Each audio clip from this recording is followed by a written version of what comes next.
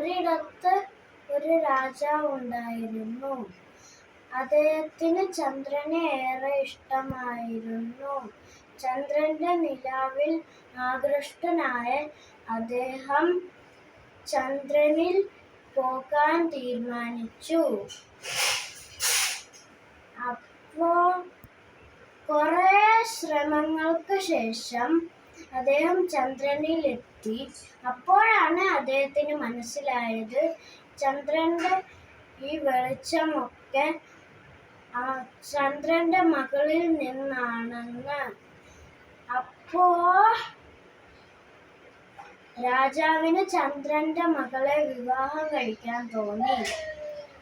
അപ്പോഴാണ് ചന്ദ്രൻ പറഞ്ഞത്, എന്റെ മകളെ താങ്കൾക്ക് വിവാഹം കഴിക്കാൻ തന്നാൽ എന്റെ ഭംഗിയൊക്കെ നഷ്ടമാവും.